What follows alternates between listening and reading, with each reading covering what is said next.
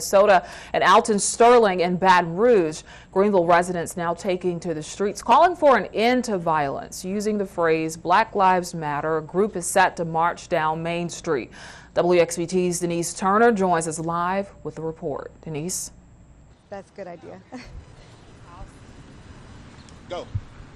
The local organizing of Greenville Rally is hosting its 4th annual Black Lives Matter rally. Today we're having a rally that's going to begin here on Main Street. They're not going to march down Main Street heading towards the Knowledge Center. They're going to be discussing really important issues that's important to the African American community. I have Raven Norman here to discuss some of the issues. This is Raven. Hi. She's one of the chair organizers in the event. So Raven, tell me what's one of the most important ideas that you guys are working on? The most important idea that we're working on today is to bring awareness. That's the purpose of the march and the rally, is to bring awareness. And we're also going to come to a panel discussion to get together to see how we can work together as a community to discuss and create solutions to the problems that we're facing in our communities. And what are some of the problems that we're facing in Greenville in this community? The problems that we're facing are lack of quality education, mass incarceration, the Willie Lynch syndrome, here the division amongst the black community, and those are the problems that we're working to create solutions.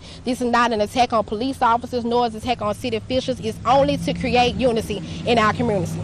Okay, so like I mentioned a little bit earlier, they're going to be marching down Main Street, and at the end of the Main Street, at the Center of Knowledge, you're going to be having a forum. It's going to be a town hall meeting where they're going to be discussing issues that Raven just discussed right now. They're welcoming everyone to come out to discuss the issues. Live in Greenville, Denise Turner, WXBT News. Back to you, Lakia. Authorities confirmed the identity of a Greenville woman whose remains were found 2 weeks ago in a home. The Greenville Police Department says DNA testing by the State Crime Lab confirmed are those of 48-year-old Yolanda Jordan. On July 5th, a cleaning crew working at a house in the 400 block of Stebbins Street discovered the remains. Police say further investigation determined that she was murdered last September during a robbery. 25-year-old Jackie Jackson and 21-year-old Brandon Smith are being held without bond. They're both charged with capital murder and conspiracy to commit capital murder. Meanwhile, Ladarius York remains in custody on unrelated charges. Investigators say he also will be charged with capital murder and conspiracy to commit capital murder once he is released to the Greenville Police Department. Well, Grenada police say they now know exactly how a Grenada man died during a shooting. Police say autopsy results report 23-year-old DeMarcus Thompson died as a result of gunshot wounds. The results of the autopsy show that Thompson was shot in the head a number of times while sitting inside an Adams Street residence.